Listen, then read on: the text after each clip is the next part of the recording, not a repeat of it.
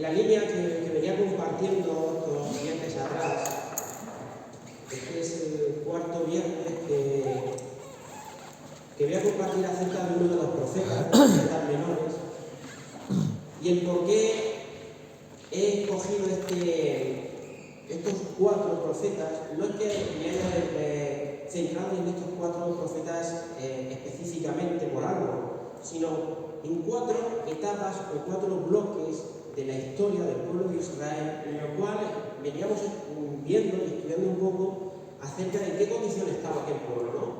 Por qué Dios mandó aquellos juicios y sobre todo hacíamos mucho énfasis al principio, y quiero recordar y hacer énfasis hoy en día, de que el motivo de todo esto es que no viésemos a los profetas como esos libros en los cuales nada más que se detallaban y se relataban conflictos bélicos, guerras, masacres. No, sino que había algo más, una enseñanza para el pueblo de Israel.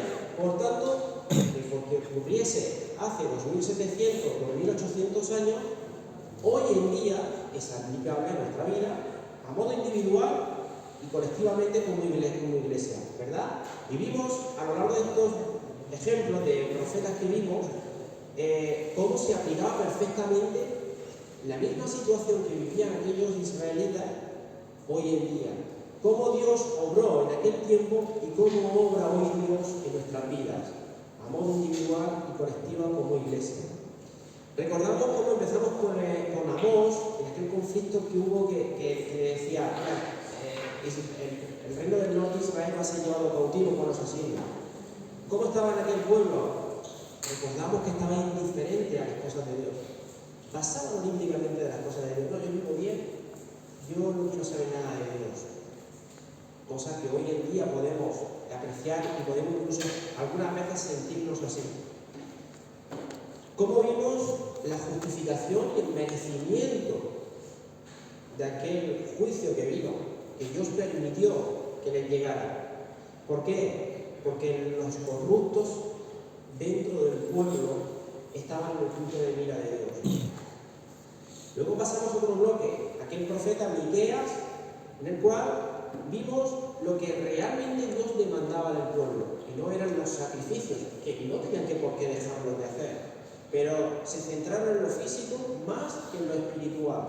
Y como que Miqueas relata y ensalza y sobre todo subraya mucho lo que Dios demandaba del pueblo. ¿Y qué era lo que demandaba Dios del pueblo?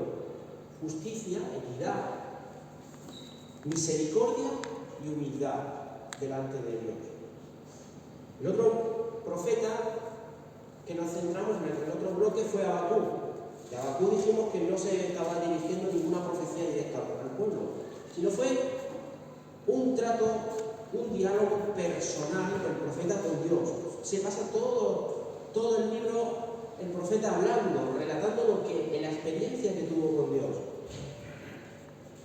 Y cómo Dios lo reconforta, lo tranquiliza y le dice, mira, a pesar de todo lo que estábamos viviendo, a pesar de todo lo que el pueblo está viviendo, a pesar de todas las circunstancias tan negativas que aparentemente a tus ojos estás viendo, yo no os voy a dejar, pero el justo por la fe vivirá.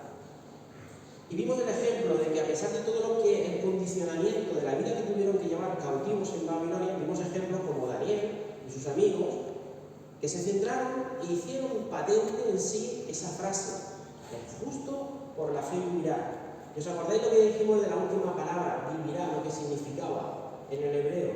Aquel significado tan maravilloso que decía que es estar animado, preservar, disfrutar de la vida a pesar de las circunstancias que estaban viviendo. Por ello ellos salieron adelante y salieron gozosos de aquel cautiverio, porque no les importó lo que les rodeó, sino que se centraron en Dios. Por tanto, ahora me voy a otro bloque ya totalmente distinto, y es después del cautiverio que sufrieron. Después del cautiverio, podríamos pensar que con todo lo que hemos visto, el pueblo experimentó un escarmiento bueno, y por tanto el pueblo reaccionaría positivamente a lo que Dios había demandado. produce el cautiverio en Babilonia, 70 años, y vuelve a la tierra prometida conforme a lo que Dios había planificado y establecido desde el principio. Y podíamos pensar, bueno, empieza una nueva etapa para el pueblo, empieza una nueva etapa.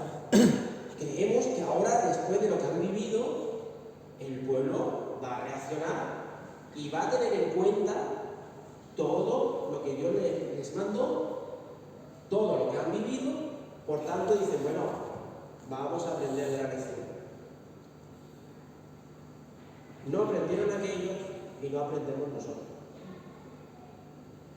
No aprendieron aquellos y pasaron muy pocos años desde que volvieron del cautiverio, 14, 15, 18 años, no mucho, y rápidamente olvidaron todo lo olvidaron, lo echaron por la borda, todo. Levantaron el templo y lo tenían levantado, lo restauraron. Pero sufrieron una gran apatía, una desidia en el pueblo increíble, apáticos totalmente. Y mira que ellos cogieron cosas de Babilonia, de lo bueno que vivieron en Babilonia, se lo llevaron a Israel. La forma de las casas, la manera de vivir. Por eso dice en Ageo, se habéis centrado en vuestras casas artesonadas. ¿Por qué? Porque eso les gustó a ellos. Qué guay, cómo que bien vivimos allí. Se lo llevaron. Pero a pesar de todo, vivían en una desidia tremenda, apatía total por las cosas de Dios. No querían saber nada de Dios. Su mente estaba puesta en el templo anterior, a lo que ellos habían reconstruido. Fijaos, Dios les permite levantar el templo, volver del cautiverio, levantarlo, edificarlo, pero su mente se va aún más atrás. No se conforma con lo que tiene, se van más atrás. Dice, no, es que el templo que teníamos antes era de mayor gloria. Claro, el templo se como allí había pastuquí y aquello estaba todo, aquello una maravilla. Pero aquí lo tuvieron que levantar con lo que había. Lo tuvieron que levantar de las ruinas. Claro, no era lo mismo. No había el mismo oro, no había la misma plata, no había la misma pasta. Y ellos dijeron, es que ya no es lo mismo.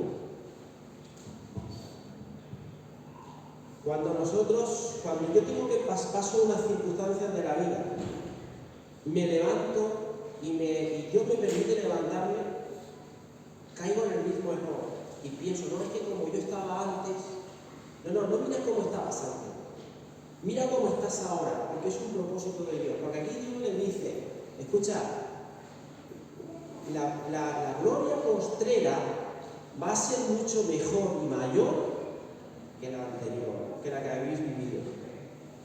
Y no lo creyeron a Dios. Y a veces nos levantamos de nuestra desidia, nos levantamos de nuestra apatía espiritual y decimos, no, es que como yo estaba hace 2 años, es que como yo estaba hace 2 meses, no, olvídate de hace 2 meses, olvídate de ayer, olvídate de hace 5 minutos. Mira de ahora en adelante cómo tienes que estar. ¿Por qué? Porque es lo que Dios pretende, que la gloria postrera, nuestra gloria postrera sea mucho mejor, que vayamos avanzando. Y eso es lo que quería el pueblo. El ambiente era de menosprecio total hacia la casa de Dios. Menosprecio total. ¿Dónde vemos todo esto relatado?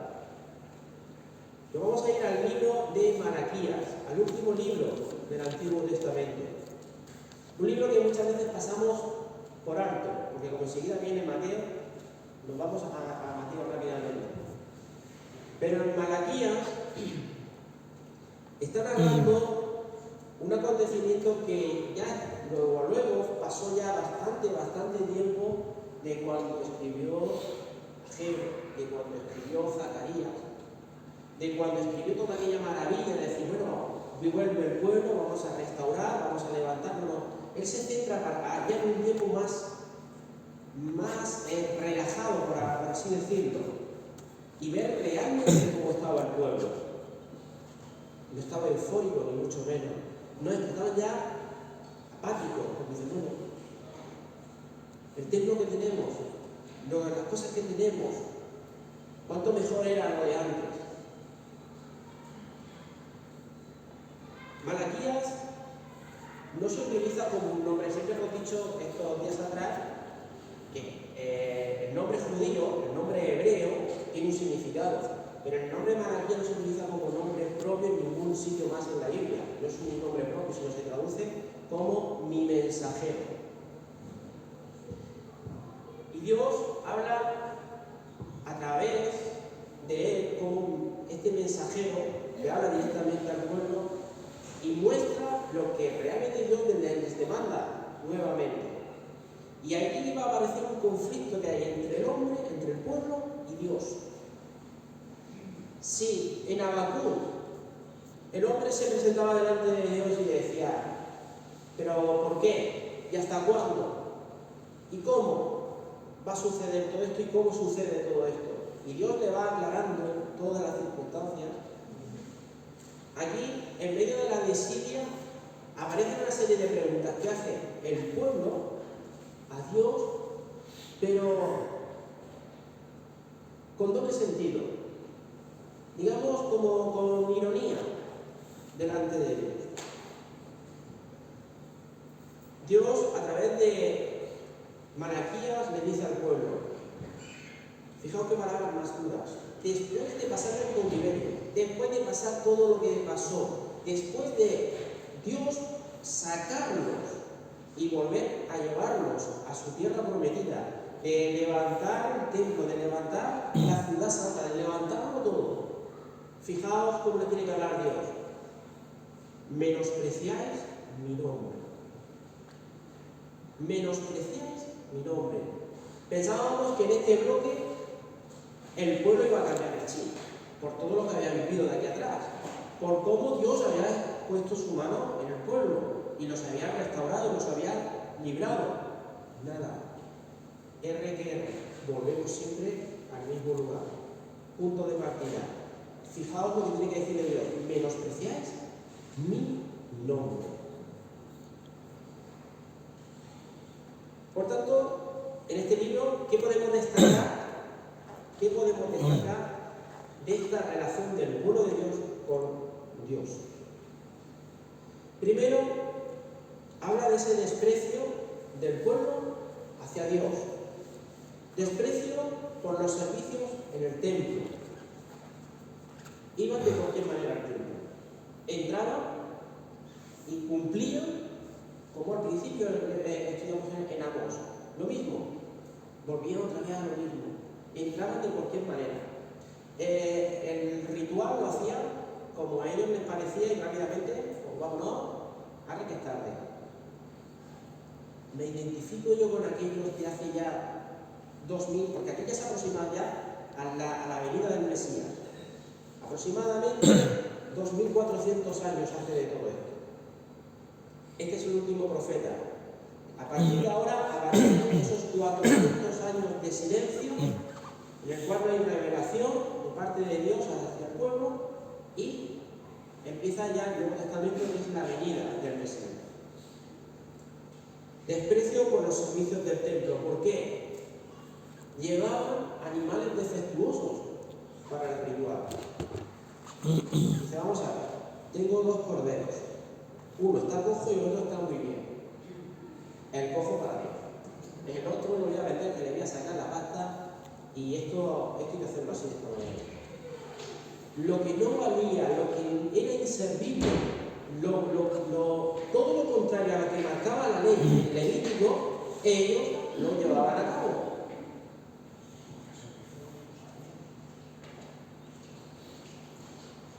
¿Qué hacía el pueblo también? Ante toda esta desidia y toda esta apatía, indiferencia por las cosas de Dios y por los mandatos de Dios,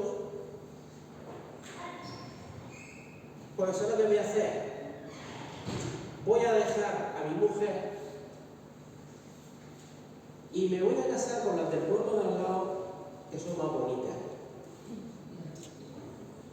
Aquí se ve gracioso. Pues eso es lo que hacían. Abandonaban a sus mujeres y se iban con las de los pueblos de al lado. pueblos paganos, pueblos que Dios les había dicho, ni se os ocurra, ni se os ocurra. ¿Por qué? ¿Había un problema de racismo? ¿Dios es un Dios racista? ¿Veis por donde quiero encauzar las preguntas? Porque hoy en día es muy fácil ahí fuera decir, no, es que es un Dios vengador, es un Dios sanguinario, es un Dios racista, es un Dios celoso, es un Dios... Para. Estúdialo detenidamente. Y verás que no lo decía Dios porque era un Dios racista, celoso, no. Dios te decía, no te juntes, no te cases con las mujeres de los pueblos paganos. ¿Por qué?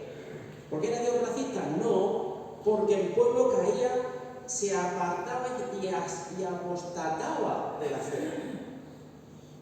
Porque eran pueblos que tenían otros dioses, adoraban a otros dioses paganos, en contra de los principios de Dios. Y por tanto Él decía, no os juntéis, no os caséis con mujeres de pueblos paganos. Habla acerca del día venidero de Jehová, así textualmente lo explica. Y hace referencia al día en el cual Dios iba a actuar, hace referencia a la acción de Dios, al refinamiento que Dios iba a hacer. Si leemos en Malaquías capítulo 3, verso 2, dice, ¿y quién podrá soportar el tiempo de su venida? ¿O quién podrá estar en pie cuando Él se manifieste? Porque Él es como fuego purificador y como jabón de lavadores.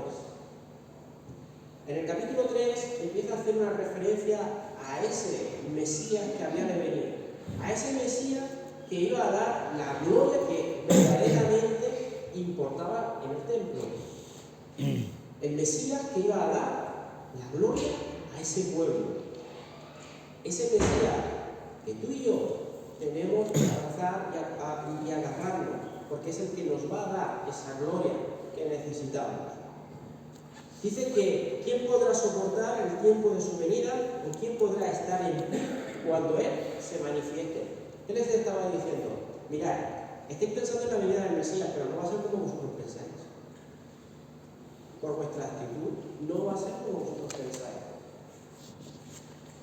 Claro, cuando un judío lee en el Antiguo Testamento en Malaquías este versículo y lee la traducción en el original, lee jabón de lavadores, y nosotros podemos, según la traducción, puede ser lejía de bataneros, y de Paco que está hablando, el resfriado te toma una pastilla y te está yendo.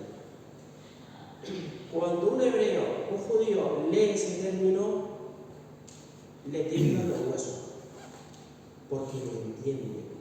Porque entiende que aquí está haciendo referencia de cómo iba a venir el Mesías. El Mesías no iba a venir como ellos pensaban, sino que iba a venir como ese jabón que utilizaban para tratar los tejidos de lana, para tratar la lana. Y era una lejía, como una especie de lejía que se sacaba de las cenizas de una planta, la cual era muy ácida y, como dice, según la traducción, dice lejía de batanero. Batán es una máquina con unos mazos de madera grandes que machacaba ese tejido tratado con esa lejía. ¿Para qué? Para hacer desengrasar, para poder dar cuerpo a la lana. Y ellos cuando lo leen, lo entienden. ¿Y lo podemos aplicar hoy en día? Claro. Porque nosotros también necesitamos ese refinamiento espiritual. Nosotros también necesitamos, no aquello solamente, porque nosotros también caemos muchas veces en la desidia, caemos en la apatía, caemos en esa indiferencia en las cosas de Dios, a modo individual y a modo colectivo. Y necesitamos ese refinamiento, necesitamos ese jabón de lavadores, que cosa que no nos va a gustar. ¿Por qué? Porque el Espíritu Santo nos va a golpear, nos va a desengrasar, nos va a dar, ¿pero para qué? Para darnos cuerpo, para establecer el tejido que Él quiere, no el que nosotros queremos.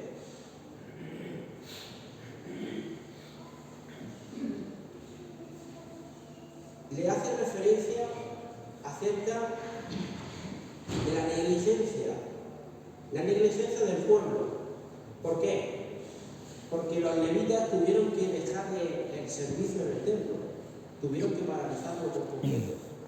¿Por qué? Porque no diezmaban. El diezmo era para el sustento de los sacerdotes y los levitas. Y los levitas tuvieron que ir los pobres a buscarse la vida por allí, porque no había para comer. Y Dios, más adelante lo vemos lo que les dice: me habéis robado. Negligencia en las cosas de Dios. No creyeron de corazón, a pesar de todo lo que habían vivido. No creyeron. Creían que habían perdido tanto el dinero como el tiempo en todo lo que habían hecho, en el templo y en las cosas de Dios. Y a veces me pregunto, ¿he dicho yo alguna vez esa frase de ¿ha merecido la pena? ¿Ha merecido la pena el esfuerzo? ¿Ha merecido la pena hacer esto? ¿Ha merecido la pena hacer lo otro? No estoy hablando de 2400 años atrás, no, estoy hablando de hoy. Paco, ¿te has preguntado tú alguna vez eso? ¿Ha merecido la pena? ¿Ha merecido la pena? Aquí no sé si lo preguntaba.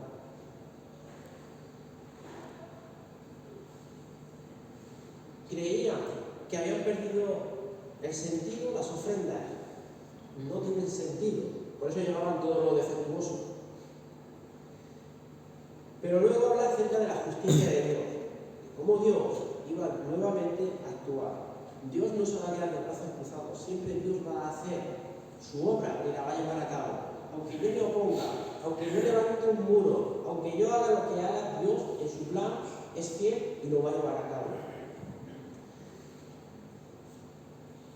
Hace referencia a ese triunfo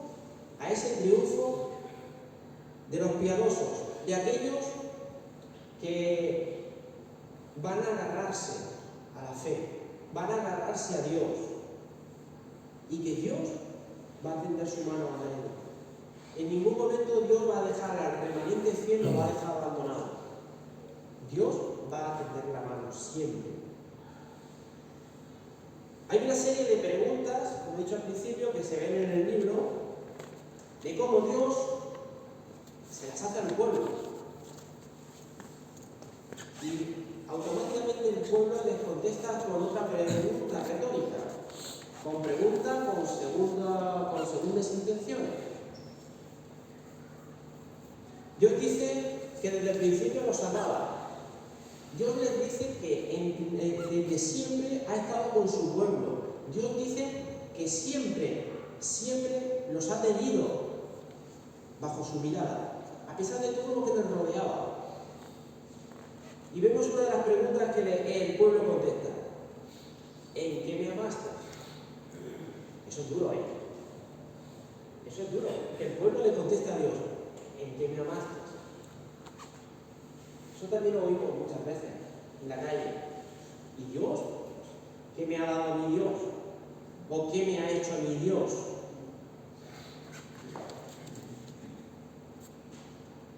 Denotan el grado de insensibilidad espiritual que tenía el pueblo. Y a veces creemos nosotros también en ese error. Yo no soy más que aquello. No soy más que aquello. Y a veces puedo caer en esa desidia y en esa insensibilidad. Otra cosa que les dice: ¿en qué hemos menospreciado tu nombre? Qué poca cosa. ¿En qué hemos menospreciado tu nombre? Se quejaba, por así decirlo, Dios, de que el pueblo lo estaba deshonrando. Estaba manifestando la deshonra del pueblo. Porque estaba llevando, como he dicho antes, los animales defectuosos que tenía. Dios les dice: mira, si de esos 2 corderos que tienes has escogido el cojo, el tuerto, el que le falta una oreja, etcétera, etcétera, y me lo has traído a mí, Dios le dice, ¿eres capaz de coger ese cordero y llevárselo al rey? A tu rey, que es el que lo estás viendo cara a cara. ¿Eres capaz de llevárselo? ¿A que no? Me pongo yo en el ejemplo. Si igual que deseo, si de la misma manera que anhelo disfrutar de cosas, o de tener cosas, o de buscar mi bienestar, o de estar con los amigos, o de hacer, o dejar de hacer lo que sea para agradarme yo, para estar yo confortable, si yo eso mismo yo lo aplicara en primer lugar a Dios, si llevara esa mejor ofrenda a Dios, ¿cuánto mejor me iría en la vida? ¿Cuánto mejor me iría espiritualmente?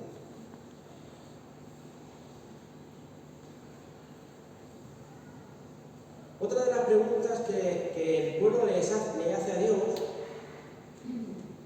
en Malaquías capítulo 2, dice, Dios les dice que estaban cometiendo una deslealtad, que eran desleales. Les dice que estaban haciendo abominaciones delante de sus ojos. Y el pueblo dice, ¿por qué? ¿Qué he hecho yo? Y Dios les habla acerca de esos matrimonios. De cómo Dios les había dicho en un principio, mirad, no os acerquéis y no os caséis con mujeres extrañas.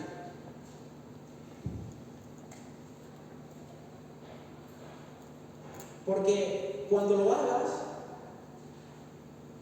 aparentemente tú te crees que vas a vivir de lo más feliz del mundo. Y vas a venir y me vas a traer la ofrenda al templo. Pero que sepas una cosa, que yo no la voy a recibir. A veces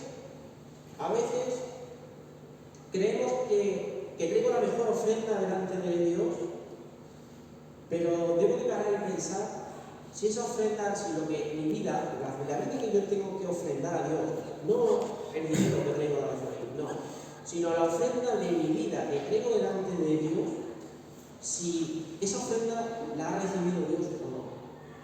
Y eso es lo que me tengo que preguntar. Paco, ¿estás seguro de que la vida que tú le estás ofreciendo a Dios es agradable y la estás recibiendo? ¿O estás en otras cosas? ¿Te has pegado a otras cosas y crees que lo que traes y crees que la vida que tú llevas es la agradable a Dios?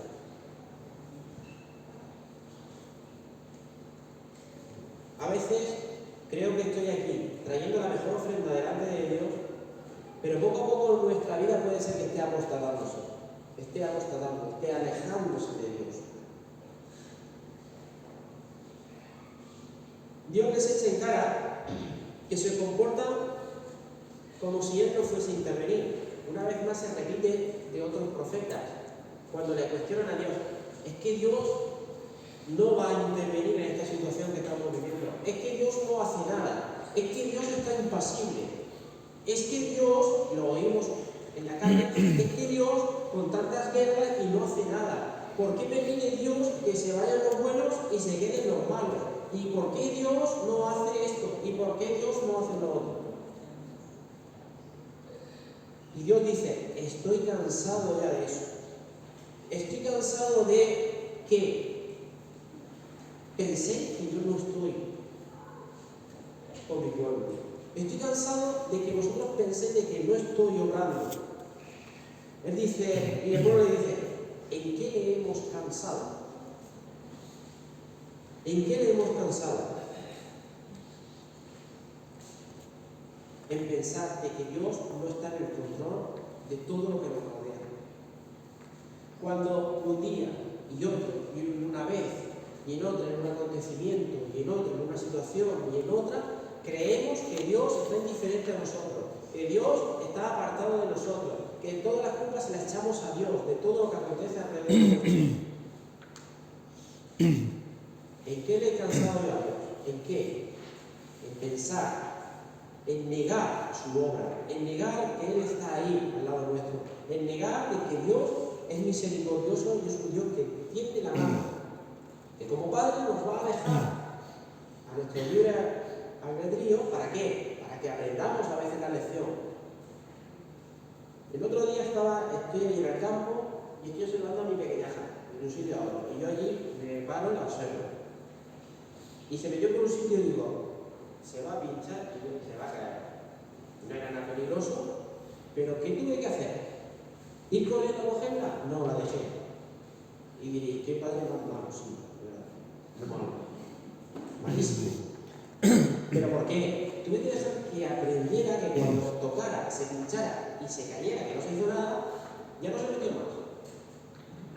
Ya no se metió más. Pero, ¿estuve indiferente a la situación? No. Estuve atento por si tenía que ir. Dios está igual conmigo.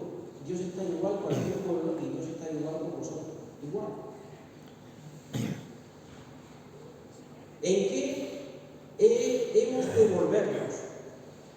Dios les dice, a ver, volveros de vuestros caminos, volveros de esta situación que estáis viviendo. ¿En qué hemos de volvernos? Aún tenían dudas. El pueblo no había cumplido los mandamientos, el Señor les invita a que se volviesen a Él y que Él se volvería a ellos, y aún está cuestionando que en qué hemos fallado, en qué no tenemos que volver nosotros. ¿Cómo que te tienes que volver, Pablo? En la vida que llevas.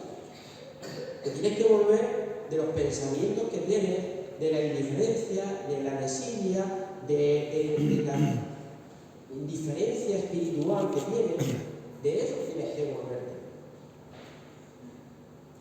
Y la frase más famosa, Señor, ¿en qué te hemos robado? ¿Cómo que en qué me has robado? ¿En qué me habéis robado? ¿Dejaron a los levitas, los pobres que se tuvieron que ir a cortar cañas para poder comer? Los levitas en el templo tuvieron que abandonar el servicio porque no entregaron los diezmos.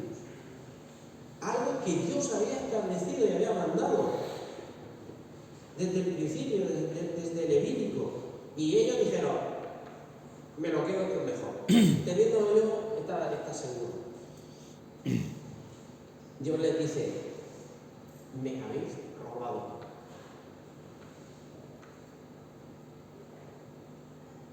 Y por último, una de las preguntas que le dice el pueblo a Dios de manera retórica, ¿en qué hemos hablado mal de ti? ¿O qué hemos hablado contra ti? Pues si aún les parecía poco, aún hacen esta pregunta. ¿En qué hemos hablado contra ti? Pues Dios les tiene que decir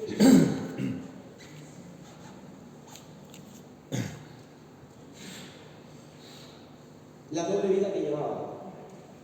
La doble vida que llevaban con el paganismo y en el templo, justificándose delante de Dios. La doble vida que llevaban cuando presentaban delante de los sacerdotes y la doble vida que llevaban cuando estaban en sus tareas, en sus quehaceres diarios. La doble vida que puedo llevar cuando entro por esa puerta y cuando salgo. La doble vida. Y encima le digo a Dios, ¿en qué o qué he hablado mal contra ti? Cuando cuestiono su obra, cuando cuestiono lo que Él ha hecho en mi vida o lo que está aconteciendo a mi alrededor en un momento determinado. Señor, ¿por qué? ¿Por qué permites esto? Señor, Señor, ¿por qué me has hecho esto? Cuando quizás Dios no ha tocado nada, no ha hecho nada. Y por último, en este libro vemos que Dios nuevamente no se queda con los brazos cruzados.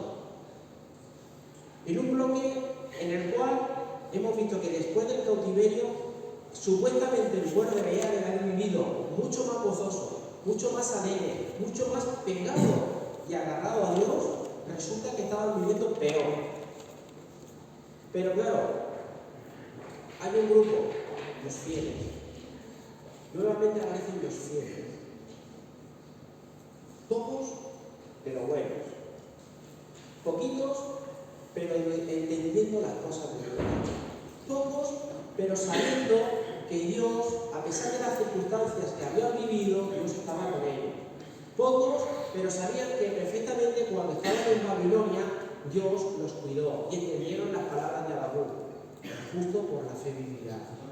A pesar de las circunstancias, ellos vivieron. A pesar de las circunstancias, ellos entendieron esa última palabra, vivirá.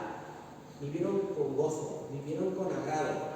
Vivieron que, a pesar quizás de no tener para comer, pues sabían que Dios estaba ahí y que Dios los iba a retornar. Dice, mas vosotros los que teméis mi nombre, nacerá el sol de justicia y en sus alas traerá salvación. Mas vosotros, los que teméis mi nombre, nacerá el sol de justicia. Estaba haciendo referencia a la figura del Mesías. Ese sol de justicia estaba haciendo referencia al Mesías. En vosotros nacerá ese sol de justicia. En vosotros estará la salvación. A vosotros traerá salvación. Y ellos vivieron confiados. Ellos vivieron tranquilos. Ellos vivieron diciendo, Señor, sabemos que tú vas a hacer y vas a traer esta obra en nuestra vida. Entendieron y comprendieron perfectamente que ese jabón de lavadores, ese jabón, esa lejía alcalina, esa lejía fuerte, los iba a tratar. Y ellos estaban dispuestos a ser tratados. Ellos estuvieron dispuestos a ser tratados. Ellos dejaron a un lado la apatía, la desidia, dejaron aparte todo aquello negativo que había en sus vidas, porque confiaron en que cuando viniera el Mesías sí que los iba a tratar con firmeza. ¿Pero para qué? Para, como la lana, para dar cuerpo, para darle fortaleza y tener un tejido adecuado para hacer la ropa que necesitaban. Nosotros debemos de entender esto. Debemos de entender que debemos de ser tratados, a veces con firmeza, a veces de la manera que no queremos, pero ¿para qué? Para que nuestras vidas cojan cuerpo, nuestra vida espiritual tome fuerza y coja cuerpo, para poder afrontar aquello que Dios te pide. Amén. Amén. Se mira los que pongan de pie. Señor Dios, te damos toda la gloria, la honra y la alabanza. Padre, que tu palabra, Señor, se afianza, Señor, en nuestros corazones, en lo más profundo. Que tu palabra, Señor, sea entendida, comprendida, y sellada en lo más profundo, Señor. Eterno Dios, ayúdanos a que no seamos olvidadizos. Ayúdanos, Señor, a que rápidamente, Señor, podamos cuestionar aquello que tú haces en nuestra vida, Señor. Señor, ayúdanos a que lo que tengamos que hacer, Señor, es afianzar nuestros ojos en ti. Señor, agarrarnos a esa fe, agarrarnos, Señor, a ese sol de justicia, a ese Cristo, Señor, que lo entregó todo en aquella cruz por cada uno de nosotros, Señor. Padre, bendito y eterno Dios, bendícenos, Señor. Ayúdanos a poner tu palabra por obra, en el nombre de Cristo Jesús. Amén. Amén. Amén.